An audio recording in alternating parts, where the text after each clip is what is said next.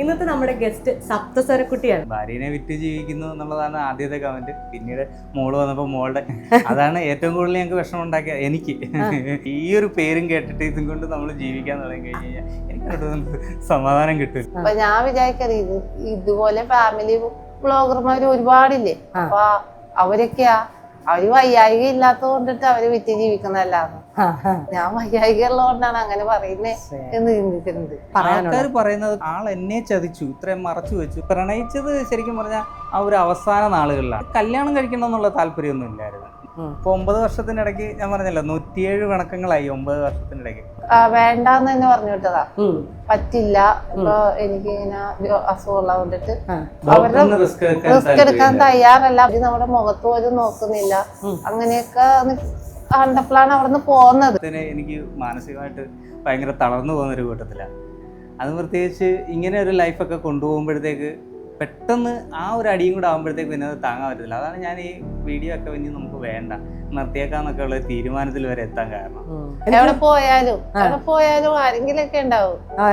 സ്വരമോളെ കാണുന്ന ഞങ്ങളോട് വീഡിയോ തിരിച്ചു വരാൻ പറഞ്ഞേക്കുന്ന ആൾക്കാർ ഞങ്ങളെ കാണാനല്ല, വാമനൊക്കെയാണ് ഞങ്ങൾക്ക് സ്വരമോളെ കാണാൻ. സ്വരമോളെ കണ്ടോണ്ടിരിക്കട്ടെ, അതിലെങ്കിലും നിങ്ങൾ തിരിച്ചു പോകാതെ. ഇന്നത്തെ നമ്മുടെ ഗസ്റ്റ് സപ്തസ്വരക്കുട്ടിയാണ്. ഇത്ര നേരം അടങ്ങി ഒതുങ്ങി ഇരുന്ന ആള്. ഞങ്ങൾ റോളിംഗ് എന്ന് പറഞ്ഞത് ആക്ഷൻ ഇട്ടു അല്ലേ കുഞ്ഞിയെ കാണാൻ വേണ്ടിയിട്ടാണ് വന്നത്. ഹായ് പറ. ഹായ്. ഞങ്ങളുടെ ചാനലിലും എന്താ പറയാ ഇൻട്രൊഡ്യൂസ് ചെയ്യാൻ വേണ്ടിയിട്ടാണ് ഞങ്ങൾ വന്നത് അല്ലേ. അപ്പൊ അച്ഛയുടെ അമ്മയുടെയും കയ്യിൽ പോയിരുന്നു. ഓക്കെ. അപ്പൊ ഇന്ന് നമ്മുടെ ഗസ്റ്റ് സപ്തസ്വരയും കുടുംബവുമാണ്. അച്ഛനും അമ്മേനൊക്കെ ഞാൻ ഒരുപാട് പരിചയപ്പെടുത്തിയത് കൊണ്ട് തന്നെയാണ് ഞാൻ ഇന്ന് കുഞ്ഞിനെ പരിചയപ്പെടുത്തിയത്. കുഞ്ഞിക്കിപ്പോ 8 മാസം. ശരിക്കും കാണാൻ വരാമെന്ന് പറഞ്ഞതിന് ശേഷം നമുക്കൊന്ന് വരാൻ പോലും പറ്റാത്തൊരവസ്ഥയാണ്. ചേട്ടാ, നിങ്ങളുടെ ഡിസൈർ വാലി നന്നായിട്ട് പോകുന്നുണ്ട്. നിങ്ങളുടെ ഓരോ വിശേഷങ്ങളും ഞാൻ കാണാറുണ്ട്. കാരണം നമ്മളിപ്പോൾ ഇതൊരു നമുക്കൊരു കുടുംബം പോലെയാണല്ലോ ഇത്. ഞാൻ എന്നെക്കുറിച്ചൊന്ന് തള്ളി പറയട്ടെ, ഒന്നുമില്ലെങ്കിൽ കല്യാണം നടത്താൻ ഞാൻ പെങ്ങളായിട്ടൊക്കെ നിന്നതല്ലേ. അപ്പം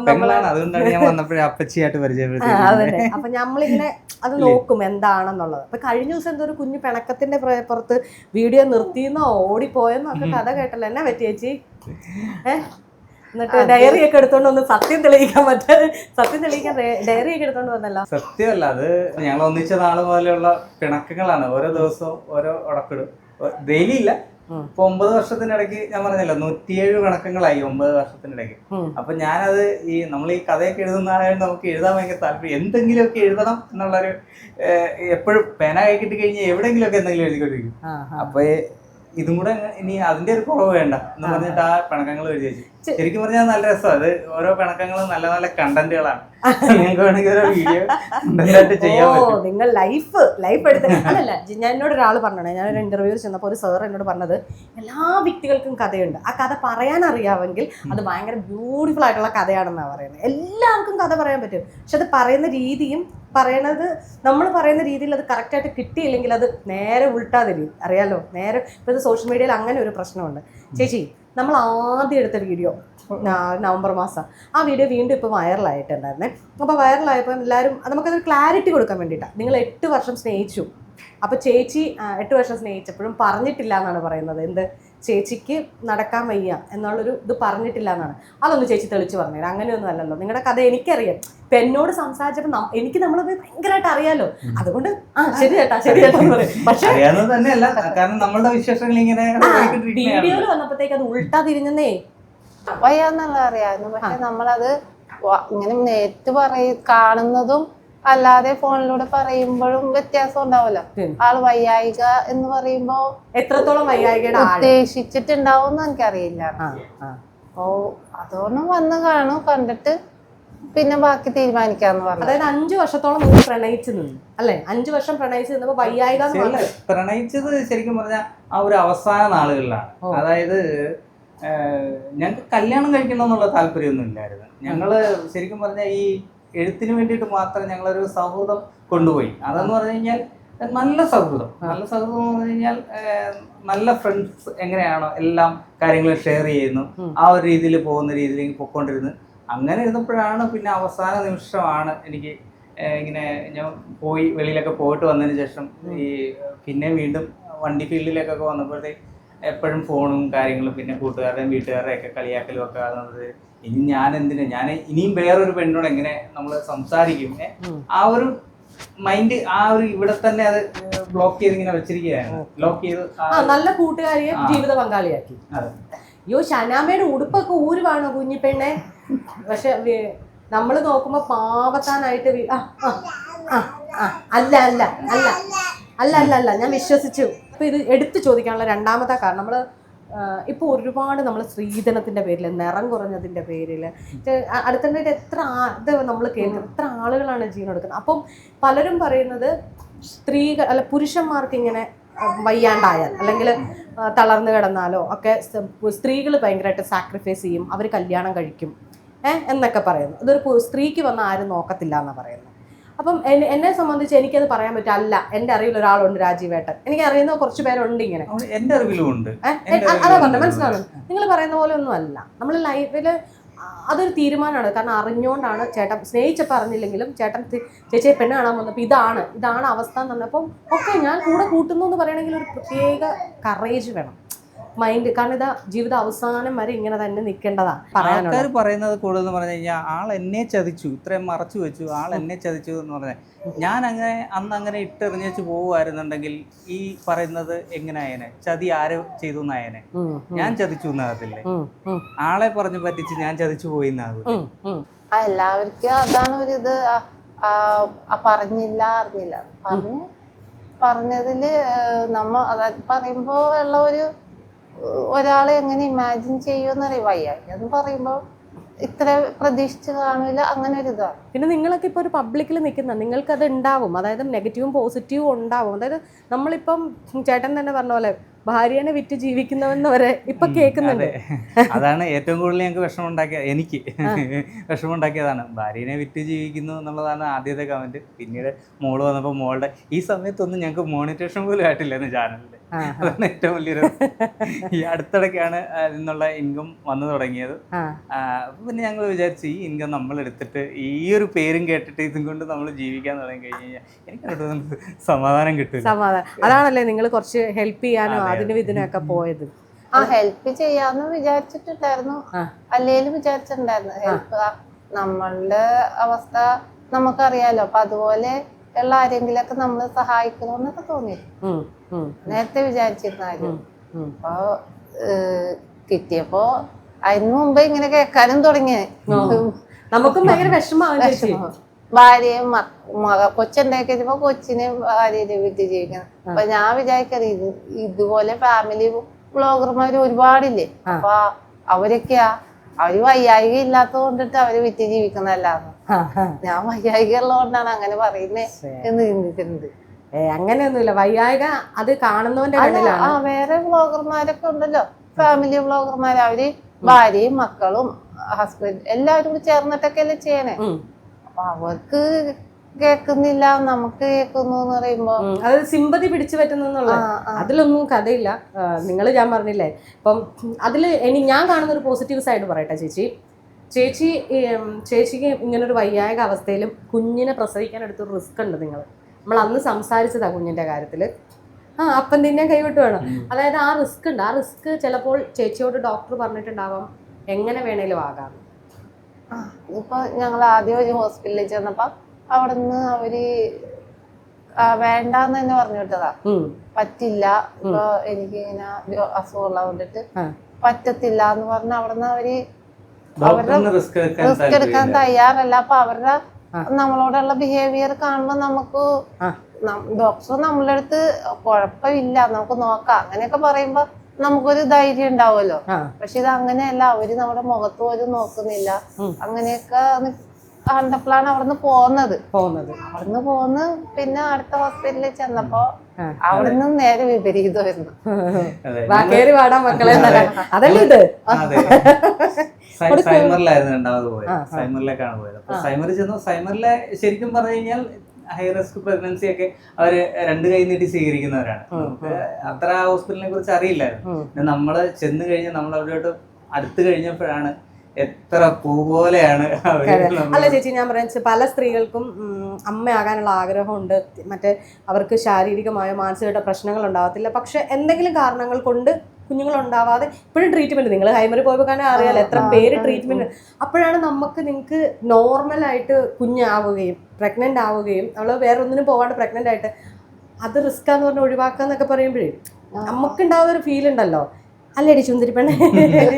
അല്ല ഞങ്ങൾ ലാസ്റ്റ് കണ്ടപ്പോൾ നമ്മൾ രണ്ടുപേരും ഇവിടെ ഇരുന്ന് തന്നെയാ പറഞ്ഞത് കുഞ്ഞു പെണ്ണായിരിക്കുമെന്ന്. ഞങ്ങൾ രണ്ടുപേരും അതാന്ന് തോന്നുന്നു, എന്റെ അടുത്തൊന്നും പോകുന്നില്ല. ഭയങ്കര ആഗ്രഹമായിരുന്നു എനിക്ക് മോള് തന്നെ മതി എന്നുള്ളത്. അതെനിക്കറിയാം, അമ്മ അല്ലേ? അമ്മയാണെന്ന്. അമ്മ തന്നെയാണ് ശരിക്കും. ആ ഒരു എല്ലാ തരത്തിലുള്ള സ്നേഹപ്രകടനങ്ങളും എന്നോട് തന്നെ ഉണ്ട്. ഇപ്പോഴും എനിക്ക് നമ്പർ 1 എവിടെപ്പോഴും ഉണ്ടെങ്കിലും അടുത്തിരിക്കൊണ്ട് തന്നെയാണ് പറയുന്നത്. അത് നമ്മൾ അടി ഉണ്ടാക്കിട്ടോ. എന്റെ സ്വന്തം ഞാൻ എപ്പിസോഡ് എടുത്ത് കാണിക്കായിരുന്നു. രാജീവേട്ടൻ കൊച്ചു വന്ന് ആരെ നോക്കൂന്ന് പറഞ്ഞു അല്ലേ? ആരെയും ഇപ്പൊ നോക്കുന്നേ? അമ്മേനെയാണോ കുഞ്ഞിനെയാണോ രാജീവേട്ടൻ നോക്കുന്നത്? എങ്ങനെ പോകുന്നു ചേട്ടാ കുടുംബത്തിലെ കാര്യങ്ങൾ? കാരണം കുഞ്ഞ് വന്നു, പണ്ടത്തെ പോലെ അല്ല. സന ചേച്ചിനെ നോക്കിയാൽ മറ്റേത് രാവിലെ നമുക്ക് ഫുഡൊക്കെ കൊടുത്താൽ, അല്ലെങ്കിൽ ചേച്ചി കിടക്കുന്നല്ല, ചേച്ചി എല്ലാ കാര്യങ്ങളും സ്വന്തമായിട്ട് ചെയ്യുന്ന ഒരു ചേച്ചിയാണ്. അപ്പൊ ഇപ്പൊ തന്നെയാണേലും ഇങ്ങോട്ട് വന്നില്ലേ, എപ്പൊ എല്ലാ കാര്യങ്ങളും സ്വന്തമായിട്ട് നോക്കുന്നല്ലേ? അപ്പൊ പിന്നെ ഇപ്പൊ കുഞ്ഞ് വന്നപ്പോ എങ്ങനെയുണ്ട്? ആക്ച്വലി പണ്ടും ആളുടെ കാര്യം അങ്ങനെ ശ്രദ്ധിക്കേണ്ട കാര്യമില്ലായിരുന്നു. പിന്നെ ഞാൻ ഒരു എക്സ്ട്രാ കെയർ കൊടുക്കുന്നതായിരുന്നു ആൾക്ക്. ഇപ്പോ ആ കെയർ കുഞ്ഞിലേക്ക് കൊടുത്താൽ മതി, ആളുടെ പിന്നെ ചെയ്തോളൂ എന്നതാണ്. ആള് കുളി നന പരിപാടികളൊക്കെ ആളുടെ രീതികളിലായിട്ട്. പിന്നെ ആ ഒരു മാസത്തിലെ ആ ഒരു പീരീഡ്സ് മാത്രം നോക്കിയാൽ മതി. ആ ഒരു ടൈം മാത്രം ആളെ ഒന്ന് കെയർ ചെയ്താൽ മതി തന്നെ. ബാക്കി വേറെ കുഴപ്പങ്ങളൊന്നുമില്ല. അതാ മൂഡ് സ്വിങ്സ്. ഈ ഇടയ്ക്കാണ് ഞാനത് അറിയുന്നത്. ഇത്ര നാളും അത് അറിഞ്ഞിട്ട് കൂടി ഇല്ലായിരുന്നു. ഇപ്പോഴാണല്ലോ ഈ ആൾക്കാർ പറയുന്നത് മൂഡ് സ്വിങ്സ് എന്താണെന്ന് മനസ്സിലാവുന്നത്. അല്ല, അത് മൂഡ് സ്വിങ്സ് ഉണ്ട് ആ സമയം. നമുക്ക് എല്ലാം കൂടെ നമ്മളത് നിർവചിക്കാൻ പറ്റില്ല അല്ലേ ചേച്ചി? ആ സമയം നമുക്കൊന്നും നിർവചിക്കാൻ പറ്റില്ല കേട്ടോ. അതങ്ങനെയാണ്. പിന്നെ ഇപ്പൊ ചേച്ചി പറഞ്ഞല്ലേ വ്ലോഗ് എല്ലാവരും ചെയ്യുന്നു, ഞങ്ങളെ മാത്രം കുറ്റപ്പെടുത്തുന്നു എന്നുള്ളത് ചേച്ചി ചോദിച്ചൊരു വാലിഡ് ക്വസ്റ്റ്യൻ ആണ്. രാജീവൻ എന്താ അതിനെ കുറിച്ച് തോന്നുന്നത്? എനിക്ക് അതിനെ കുറിച്ചൊരു അഭിപ്രായം പറയാൻ പറ്റുന്നില്ല. ഞാൻ ഈ എന്ത് കാര്യം കേട്ടാലും ഈ ഒന്ന് പറഞ്ഞ് രണ്ടാമത്തേന് എനിക്ക് മാനസികമായിട്ട് ഭയങ്കര തളർന്നു പോകുന്നൊരു കൂട്ടത്തിലാണ്. അത് പ്രത്യേകിച്ച് ഇങ്ങനെ ഒരു ലൈഫൊക്കെ കൊണ്ടുപോകുമ്പോഴത്തേക്ക് പെട്ടെന്ന് ആ ഒരു അടിയും കൂടെ ആകുമ്പോഴത്തേക്ക് പിന്നെ അത് താങ്ങാൻ പറ്റില്ല. അതാണ് ഞാൻ ഈ വീഡിയോ ഒക്കെ ഇനി നമുക്ക് വേണ്ട, നിർത്തിയേക്കാന്നൊക്കെ ഉള്ള തീരുമാനത്തിൽ വരെ എത്താൻ കാരണം. പിന്നെ ഞങ്ങൾക്ക് ഒരുപാട് സപ്പോർട്ടായിരുന്നു കേട്ടോ. ഞങ്ങൾക്ക് ആൾക്കാർ ഞങ്ങൾ ഇത്ര അധികം ഞങ്ങളെ സപ്പോർട്ട് ചെയ്യും, അല്ലെങ്കിൽ ഞങ്ങളെ സ്നേഹിക്കുന്നുണ്ടെന്നുള്ളത് അറിഞ്ഞത് ഈ ഒരു സിറ്റുവേഷൻ വന്നു. സ്ഥിരമായിട്ടുള്ള ആൾക്കാർ കുഞ്ഞാവയെ കുറിച്ച് എന്നാ ചോദിക്കുന്നത്? അവർക്കെല്ലാം അറിയാം. എന്ത് ചെയ്യുന്നു, ഇപ്പൊ കഴിച്ചോ കുടിച്ചോ, എല്ലാരും വിളിക്കുമ്പോ എല്ലാരും ചോദിക്കും അവളെ സ്വരമോൾ എന്തെടുക്കുന്നു, സ്വരമോളെ കുറിച്ച് മാത്രം അറിഞ്ഞാൽ മതി എല്ലാവർക്കും. എവിടെ പോയാലും ആരെങ്കിലൊക്കെ ഉണ്ടാവും. സ്വരമോളെ കാണുന്ന ഞങ്ങളോടും വീഡിയോ തിരിച്ചു വരാൻ പറഞ്ഞേക്കുന്ന ആൾക്കാർ ഞങ്ങളെ കാണാനല്ല, വാമനൊക്കെയാണ്. ഞങ്ങൾക്ക് സ്വരമോളെ കാണാൻ, സ്വരമോളെ കണ്ടോണ്ടിരിക്കട്ടെ, അതിലെങ്കിലും നിങ്ങൾ തിരിച്ചു പോകാതെ. അവിടെ സ്വരമോളാണ് ഇവിടുത്തെ സ്റ്റാർ. സ്വരമോളാണ് സ്റ്റാർ. ചേച്ചി പ്രസവം എങ്ങനെയായിരുന്നു? നമ്മൾ 9ാം മാസം വരെ കണ്ടുമുട്ടിയതായിരുന്നു. പ്രസവം നോർമൽ ഡെലിവറി ആയിരുന്നു, സിസേറിയൻ ആയിരുന്നു? പറ്റുള്ളൂ. ഈ അധികം ബലം പ്രയോഗിക്കാൻ പറ്റില്ല, കാരണം ആൾക്ക് മസിൽസിനാണ് ഇതുള്ളത്, കംപ്ലൈൻസ് ഉള്ളത്. അപ്പൊ അത് കാരണം കൊണ്ട് അധികം സ്ട്രെയിൻ ചെയ്യാൻ പറ്റില്ല. അപ്പൊ അതുകൊണ്ട് ഇതായിട്ട് തന്നെ സിസേറിയൻ ആയിട്ട് തന്നെ പോയി. പിന്നെ പെയിൻലെസ് ആയിരുന്നു. ഞങ്ങളെ ഒരുപാട് പേടിപ്പിച്ച് വെച്ചിരിക്കുകയായിരുന്നു. കാരണം ഇത് സിസേറിയൻ ചെയ്ത ആൾക്കാരൊക്കെ ഞങ്ങളോട് ഒരുപാട് പറഞ്ഞ് പേടിച്ച്, ആളെ കാട്ടി പേടി എനിക്കായിരുന്നു. എങ്ങനെ ഈ ഒരു സിറ്റുവേഷൻ ഹാൻഡിൽ ചെയ്യുന്നുള്ളത് ഞാൻ ആള് നല്ല ഹാപ്പി ആയിട്ട് പോയ പോലെ തന്നെ ചിരിച്ച് കളിച്ച് വന്നിട്ട് ഞാനിങ്ങനെ ഇടയ്ക്കിടയ്ക്ക് ചോദിക്കും, ഇതിനൊരു വേദന ഉണ്ടാ? അതോ വേദന കടിച്ചമർത്തുന്ന കൂട്ടത്തിലാണ് ചേച്ചി?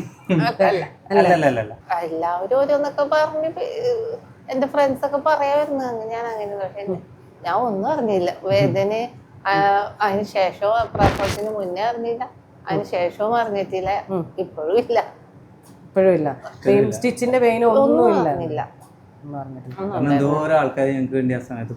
സത്യം കേട്ടോ, കേൾക്കുമ്പോ സന്തോഷം വരുന്നത്. ഇത് കേൾക്കുമ്പോ നിങ്ങൾ നോണ പറയുന്നതാണ്, മീൻസ് ഒരു പെയിനും ഇല്ലാത്തവരാണ് അനുഭവം പ്രസവിക്കുന്നത്. എല്ലാവരും സിസേറിയൻ പറയുന്നത് പിന്നീട് നടുവിന് വേദന ഉണ്ടാവും എന്നൊക്കെയുള്ളതാണ് പണി ചെയ്യാൻ.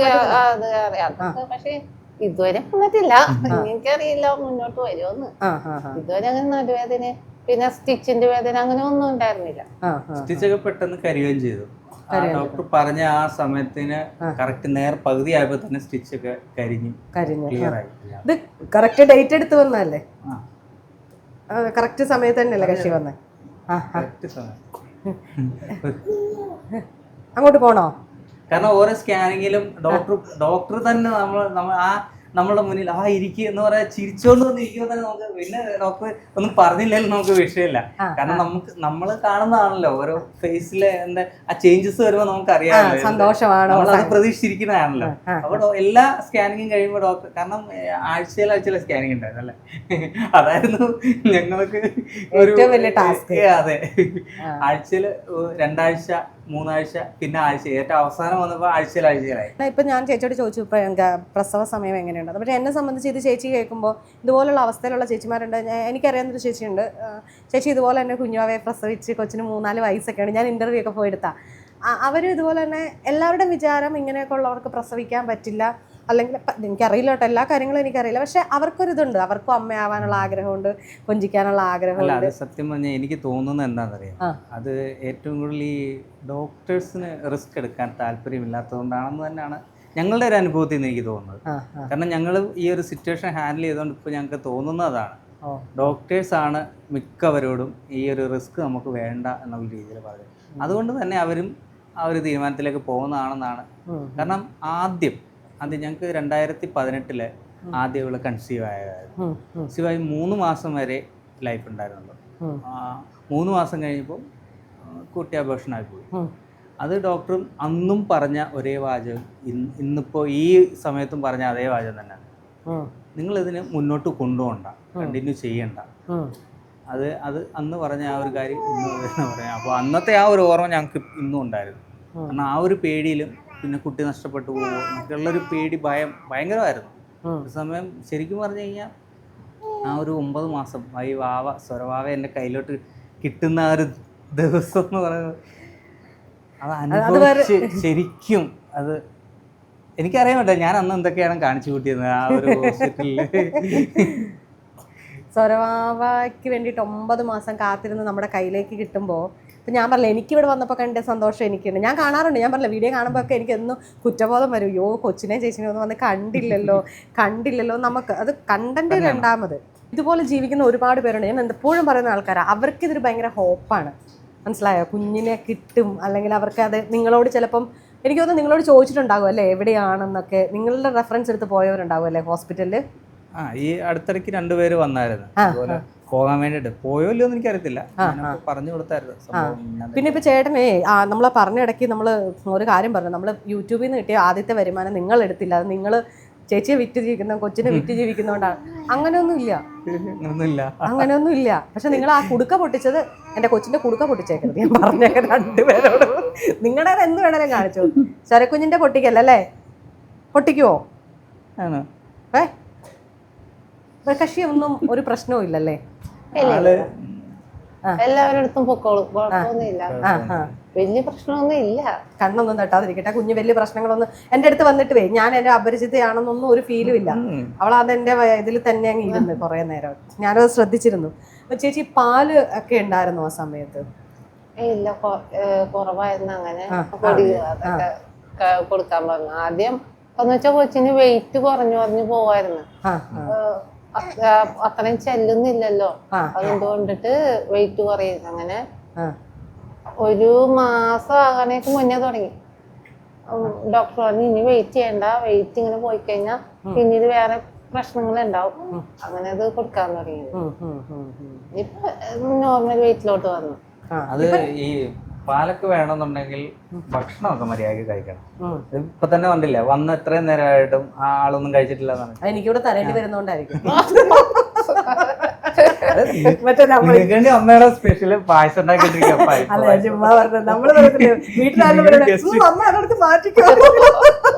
എന്റെ പങ്കാ, എനിക്ക് എന്റെ പങ്ക് ആർക്കും കൊടുക്കത്തില്ലെന്ന്.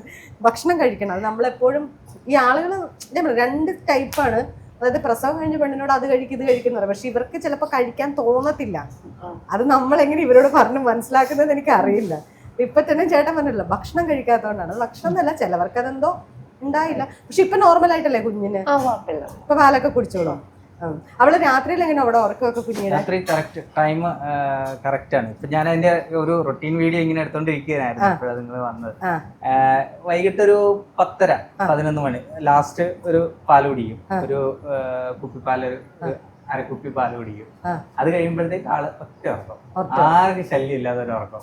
ഒരു 5 മണി 6 മണി, 5-നും 6-നും ഇടയ്ക്ക് എണ്ണിക്കും. എണ്ണിട്ട് കഴിഞ്ഞ് കഴിഞ്ഞാൽ ഞാൻ താഴെ നിലത്ത് കിടക്കണേ, രണ്ടുപേരുമാണ് കട്ടിലെ കിടക്കണം.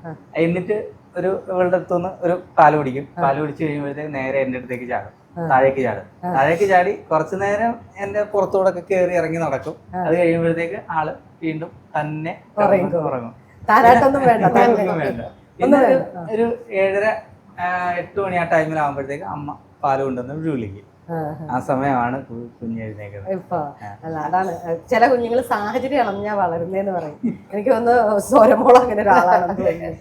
ചേച്ചീനെ ശല്യം ചെയ്യാണ്ട് ഞാൻ കണ്ടിരുന്നു വീഡിയോയിലൊക്കെ. കുഞ്ഞോട് സംസാരിക്കാറുണ്ടോ? അപ്പൊ കുഞ്ഞ് തന്നെ ഇങ്ങനെ ശ്രദ്ധിച്ചിരിക്കും, എങ്ങനെയാ ചിരിച്ചോണ്ടിരിക്കും, എങ്ങനെയാ സംഭവം? ചിരിച്ചങ്ങ് മയക്കും. അല്ലെങ്കിൽ ചിലപ്പോ ദേഷ്യം വന്ന അതൊക്കെ കാണിച്ചു തുടങ്ങി. ദേഷ്യം അത് നേരത്തെ പോലെ ആൾക്കെന്തെങ്കിലും ഇഷ്ടപ്പെടാതെ വന്നു കഴിഞ്ഞാൽ പിന്നെ ആള് നമ്മള് പറയുന്നിടത്തൊന്നും നിൽക്കില്ല. എന്തോ തല്ലു പിടിക്കാൻ ഭയങ്കര ഇഷ്ടമാണ്. തല്ലു പിടിക്കാൻ ഭയങ്കര ഇഷ്ടമാണ്. ചേച്ചി അതെന്തോ കുത്തി കുത്തി പറയുന്ന പോലെ ഉണ്ടോ? കുത്തി പറഞ്ഞൊന്നും അല്ലല്ലോ അല്ലേ? തല്ലു പിടിക്കാൻ എന്തോ. ഇങ്ങോട്ട് വരണോ? പിന്നെ പാട്ട് ഭയങ്കര ഇഷ്ടമാണ്, ഡാൻസ് ഭയങ്കര ഇഷ്ടമാണ്. ഇനി എഴുതാൻ പ്രായം എഴുതട്ടെ, നിങ്ങൾക്ക് എഴുത്തിന്റെ ഒരു അസ്ഥിതി ഉണ്ടല്ലോ രണ്ടുപേർക്കും. ഇവിടെ പിന്നെ കുറെ ചേച്ചിമാരൊക്കെ ഇല്ലേ ഫാമിലിയില്, അവരും ഒക്കെ എന്ത് ചെയ്യും കൂട്ടത്തിലുള്ളവരൊക്കെ? ശരിക്കും ഇപ്പൊ ഞങ്ങള് ചേച്ചിമാരൊക്കെ അന്ന് വന്നില്ലായിരുന്നു, കുറെ പിള്ളേരൊക്കെ വന്നില്ല. എല്ലാവരും ഇപ്പൊ ഒരാൾക്ക് ക്ലാസ് ഉണ്ട്, പിന്നെ ഓരോരുത്തര് വീട്ടിൽ പോയി. ഇവിടെ ഉണ്ടായിരുന്നവൻ വീട്ടിൽ പോയി, അവന് വെക്കേഷൻ ആയപ്പോഴേ വീട്ടിൽ പോകാൻ പറ്റും. അവന് ഇവിടെ നിന്നാ പഠിക്കണേ, അവൻ വീട്ടിൽ പോയി. പിന്നെ 2 പേര് വന്നിട്ടില്ല. അവർക്ക് ക്ലാസ്സിൽ കുറെ സാധനങ്ങൾ ചെയ്യാനായിട്ട് ടീച്ചേഴ്സ് കൊടുത്തിട്ടുണ്ടായിരുന്നു. അതൊക്കെ ചെയ്ത് കഴിഞ്ഞിട്ടേ വരുള്ളൂ പറഞ്ഞോണ്ടിരിക്കുവാണ്. രാജീവേട്ടാ, വീട്ടിൽ പോയിട്ട് കുഞ്ഞിന് നിങ്ങൾ മാരത്തോൺ ഭക്ഷണം കഴിക്കുകയാണ് കേട്ടോ കൊടുത്തത്. ചോറൂണിച്ചെന്ന് പറഞ്ഞു കൊച്ചിനെ അവിടെ എല്ലാം കൊണ്ട് ചോറൂണിച്ച കഴിഞ്ഞിട്ടില്ലേ?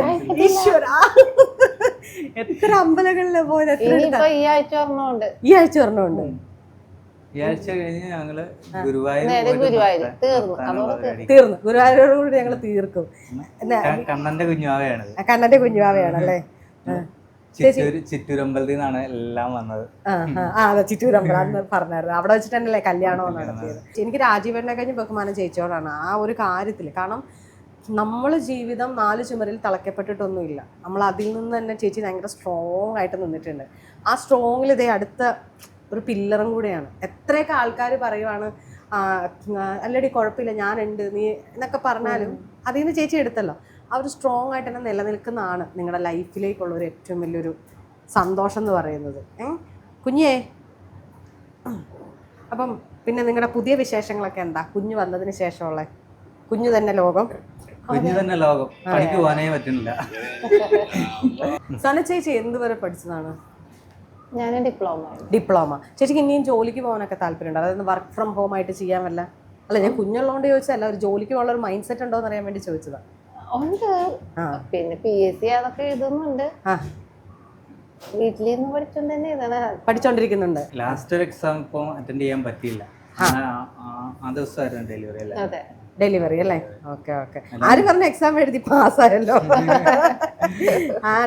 ആ എഴുതിയ PSC എക്സാം ആണ് ഇരിക്കുന്നത് അല്ലേ? അപ്പോൾ ചേട്ടാ, ഞാൻ അധികം ബുദ്ധിമുട്ടിക്കുന്നില്ല. നിങ്ങളുടെ ഡിസയർ, അതായത് ആഗ്രഹങ്ങളുടെ താഴ്വരയിലെ ഈ കുഞ്ഞി പൂവിനെ കാണാനാണ് ഞാൻ വന്നത്. ഇത് ഭയങ്കര പൂവല്ല, ഒരു പൂന്തോട്ടമാണ്.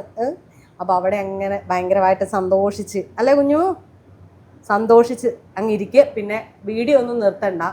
കാരണം ചേച്ചി പറഞ്ഞത് തന്നെയാണ്, മറ്റു പലർക്കും ഇത് ചെയ്യുമ്പോൾ പ്രശ്നങ്ങളില്ല, നമ്മൾ ചെയ്യുമ്പോഴാണ് അതിങ്ങനെയാണ് നെഗറ്റീവ്സ് ഉണ്ടാകും. പക്ഷേ ഇവക്കടെ കളിയും ചിരിയും കാണുന്ന ചേച്ചി ആലോചിക്കണം, ചിലപ്പോൾ ഇത് നമുക്കറിയില്ല നമ്മുടെ വീഡിയോസ് ആരൊക്കെയാണ് കാണുന്നത്. ചിലപ്പോൾ ഇതുപോലെ തന്നെ രോഗികളായിട്ടുള്ളവരോ അല്ലെങ്കിൽ കിടക്കുന്നവരൊക്കെ കണ്ടിട്ട് ഇവർക്കൊരു സന്തോഷം ഉണ്ടാകുന്നുണ്ട്. നമ്മൾ നിമിത്തം ഒരു സന്തോഷമുണ്ട്, അത് കെടുത്താതിരിക്കട്ടെ. Okay, thank you. ഈ പേഴ്സണൽ മെസ്സേജ് എനിക്ക് കൂടുതൽ വരാണ്ട്, ഈ കമന്റ്സിന് പുറമെ. കാരണം കമന്റ്സ് പോലെ തന്നെ പേഴ്സണൽ മെസ്സേജ് ആണ്. കാരണം ഫോൺ നമ്പർ ചോദിച്ചിട്ട് കൂടുതൽ വിളിക്കുന്ന ആൾക്കാരുണ്ട്. ഫോൺ നമ്പർ ഇല്ലാതെ തന്നെ അവർ പേഴ്സണലി ചാറ്റ് ചെയ്യുന്ന, അതിൽ കൂടുതലും എനിക്ക് തോന്നുന്നത് ഇവിടെ പോലുള്ള ആൾക്കാരാണ്, ഇങ്ങനെ വയ്യാതെ ഒറ്റയ്ക്കിരിക്കുന്ന ആൾക്കാരാണ്. അവർ ഒരാൾ എന്നോട് പറഞ്ഞു, ചേട്ടാ എനിക്ക് കല്യാണം കഴിക്കണം എന്നൊക്കെ ഭയങ്കര ആഗ്രഹമായിരുന്നു, പക്ഷേ എൻ്റെ സാഹചര്യം അതിന് പറ്റിയതല്ല. അത് എൻ്റെ വീട്ടുകാരുടെ പ്രശ്നം കൊണ്ടൊന്നുമല്ല, കുറേയൊക്കെ ആയിക്കഴിഞ്ഞപ്പോഴത്തേക്ക് എനിക്ക് തന്നെ എന്നോട് തന്നെ മടുപ്പ് തോന്നി. ഇനി കല്യാണം കൂടി കഴിച്ചിട്ട് എന്തിനാ വെറുതെ ഒരു ഭാരം കൂടി അങ്ങനെ ചെയ്യുന്നത്. ഇപ്പോൾ നിങ്ങളുടെ ഈ വീഡിയോ, നിങ്ങളുടെ ഈ സന്തോഷമൊക്കെ കണ്ടപ്പോഴത്തേക്ക് എനിക്കിപ്പോൾ കല്യാണമെന്നല്ല, എനിക്കിപ്പോൾ എൻ്റെ ജീവിതത്തിനോട് അതിൻ്റെ ഒരു സന്തോഷം തോന്നുകയാണ്. കാരണം നിങ്ങളുടെ ആ ഒരു ലൈഫ് മാത്രം കണ്ടുകൊണ്ടിരുന്നാൽ മതി എന്ന് പറഞ്ഞിട്ടാണ് കഴിഞ്ഞ ദിവസം എനിക്ക് വീഡിയോ നിർത്തരുത് എന്ന് പറഞ്ഞിട്ട് ഒരു മെസ്സേജ് വന്നത്. അപ്പോൾ അതൊക്കെ കാണുമ്പോഴത്തേക്ക് നമുക്ക് തന്നെ കമൻസ് ഒക്കെ വായിച്ചിട്ട് കരഞ്ഞു പോയാള്. അതാണ് ചേച്ചി ഞാൻ പറഞ്ഞില്ലേ, നമുക്ക് അങ്ങനെ ഇപ്പം നമ്മളുടെ തന്നെ വീഡിയോയിൽ പലതിലും നമുക്ക് നെഗറ്റീവ് വരാറുണ്ട്. പക്ഷെ നമ്മൾ ചെയ്തുകൊണ്ടേ ഇരിക്കുക, കർമ്മം ചെയ്തുകൊണ്ടേ ഇരിക്കുക. അത് ആർക്കെങ്കിലും ഒക്കെ ആയിരിക്കും കണ്ടിട്ട്, നമ്മൾ അറിയില്ല നമ്മൾ എങ്ങനെയാണ് ഒരാളുടെ ജീവിതം സ്വാധീനിക്കുന്നത്, നമുക്ക് പറയാൻ പോലും പറ്റത്തില്ല, നമ്മൾ വിചാരിക്കുന്ന പോലും ഇല്ല. അതുപോലെ തന്നെ നിങ്ങൾ ചെയ്ത നിങ്ങളുടെ ആദ്യത്തെ വരുമാനം നിങ്ങൾ അവർ പറഞ്ഞതുകൊണ്ട് കൊടുത്തതിൽ ഒന്നുമല്ല, നിങ്ങളത് ചെയ്തല്ലോ. അതായത് ഞങ്ങളെപ്പോഴും പറയും, നമ്മളോ നിവർന്ന് നിൽക്കാൻ പറ്റുന്നവരല്ല, എന്നിട്ട് നമ്മൾ ഒരാളെ സഹായിക്കണമെങ്കിൽ നമുക്ക് എന്ത് നല്ല മനസ്സുണ്ടായിട്ടാ, മനസ്സിലായോ? അത് വെച്ച സ്വരമോക്ക് വേണമെങ്കിൽ ഒരു കുഞ്ഞ് കളിപ്പാട്ടോ അല്ലെങ്കിൽ എന്തെങ്കിലും ടോയ്സോ വാങ്ങിച്ചു കൊടുക്കുക, അതല്ലല്ലോ ഒരാളുടെ ഒരു പ്രശ്നം ഉണ്ടല്ലോ. അത് ഞാൻ നേരത്തെ ചിന്തിച്ചിരുന്നു. ഞാൻ നേരത്തെ ഇതുപോലെ ഒരുപാട് കാര്യങ്ങളൊക്കെ ചെയ്തിട്ടുണ്ട്. പക്ഷെ അതൊക്കെ ഇങ്ങനെ നമ്മൾ പബ്ലിസിറ്റി ആക്കേണ്ട കാര്യമില്ലല്ലോ. അതൊക്കെ ഇങ്ങനെ പോസ്റ്റ് ചെയ്യുക, 4 പേരെ കാണിക്കുക എന്നൊക്കെ. ഞാൻ ആകെ ഒരെണ്ണം കാണിച്ചു, അന്ന് ഇതുപോലെ എനിക്കൊരു കമന്റ് വന്നുകൊണ്ടാണ് ആ പരിപാടി അടച്ചു നിർത്തുന്നത്. അല്ല, അതുകൊണ്ട് എനിക്ക് ആ ഒരു പ്രയോജനം ഉണ്ടായി. കാരണം അന്ന് ആ ഒരു അമ്മച്ചിയുടെ ഒരു വീഡിയോ, അന്ന് അമ്മച്ചീനെ സഹായിച്ചൊരു വീഡിയോ ചെയ്തത്. അപ്പോൾ അതിൽ നിന്ന് ഏഷ്യാനെറ്റ് അങ്ങനെയുള്ള ആൾക്കാരൊക്കെ വന്ന് ആ അമ്മച്ചീനെ പ്രൊട്ടക്ട് ചെയ്യാൻ വേണ്ടിയിട്ട് വന്നായിരുന്നു, അവരൊക്കെ അന്വേഷിക്കാൻ വന്നായിരുന്നു. ഞാൻ എൻ്റെ ആ ഒരു പോസ്റ്റ് കാരണം മാത്രം കൊണ്ട്. അപ്പോൾ അതും എനിക്കൊരു സന്തോഷമല്ലേ. വീട്ടില് അച്ഛനോടും പെങ്ങളോടും പ്രത്യേക അന്വേഷണം പറയണം. ഇവിടുത്തെ പെങ്ങൾ അന്വേഷണം പിന്നെ ഒരു കാര്യം രാജീവേട്ടാ, 2 പേരോടും കൂടിയാണ് ഞാൻ പറയുന്നത്. നിങ്ങളുടെ കാര്യങ്ങളൊക്കെ കഴിഞ്ഞ് നിങ്ങൾ കല്യാണം കഴിച്ച് നിങ്ങൾക്ക് കൊച്ചായി, നിങ്ങൾ ഇതുവരെ എന്നോട് പറഞ്ഞ വാക്ക് പാലിച്ചിട്ടില്ല. നിങ്ങളുടെ സ്ക്രിപ്റ്റ് എന്തായി? സ്ക്രിപ്റ്റ് എന്തായി? നിങ്ങൾ ഇരട്ട തിരക്കഥാകൃത്തുക്കളാകുമെന്ന് പറഞ്ഞിട്ട് ഒരു കാര്യവും നടക്കുന്നില്ല. ചേച്ചി പറഞ്ഞു കൊടുക്ക്, ചേട്ടൻ എഴുതും. നടപടിയല്ല. ഞാൻ എത്ര മണിക്ക് ഒരു ദിവസം കിടക്കുന്ന അറിയാം? അമ്മയോട് ചോദിച്ചാൽ മതി. അമ്മ പറഞ്ഞു 4 മണിക്കാണ് ഞാൻ കിടക്കുന്നത്. ഈ നിസാരം ഈ ഒരു റീൽ ചെയ്യാൻ, അത് എഡിറ്റ് ചെയ്തിട്ട് അതിന് വേണ്ടിയിട്ടുള്ള കാര്യങ്ങൾ ചെയ്ത് അതിൻ്റെ ഇടയ്ക്ക് ജോലിക്ക് പോയിട്ട് വന്ന് എല്ലാം കൂടെ ചെയ്ത് കഴിയുമ്പോൾ 4 മണി. ഇതിൻ്റെ ഇടയ്ക്ക് ഞാൻ എവിടെ ഇരുന്ന് എഴുതണം. കാരണം നിങ്ങൾക്ക് എന്ന് പറഞ്ഞാൽ നിങ്ങളെ ഇനി രജിസ്റ്റർ ചെയ്യേണ്ട നെക്സ്റ്റ് ലെവൽ അതാ. അപ്പൊ എന്നെ പോലുള്ള ആളുകൾ നിങ്ങളെ തീവ്രമായിട്ട് തീവ്രമായിട്ട് ആഗ്രഹിക്കുന്ന കാര്യം അതാണ്, മനസ്സിലായോ? നിങ്ങളുടെ സന്തോഷം, നിങ്ങളുടെ ലൈഫിൽ നിങ്ങൾ ഒന്നിക്കാൻ വേണ്ടിയിട്ട് കാരണം തന്നെ അതാണല്ലോ. അപ്പം അങ്ങനെ ഒരു എണ്ണത്തിൽ ഞാൻ അന്നും പറഞ്ഞതുപോലെ, എൻ്റെ ആദ്യ ഇൻ്റർവ്യൂ നിങ്ങൾ ആദ്യം കണ്ടപ്പോൾ ഇൻ്റർവ്യൂ ചെയ്തപ്പോൾ ഞാൻ പറഞ്ഞ പോലെ തന്നെ ഇരട്ട തിരക്കഥാകൃത്തുക്കളായിട്ട് വരട്ടെ, അതിന് കുഞ്ഞൊരു വലിയ ഭാഗമാവട്ടെ. Thank you.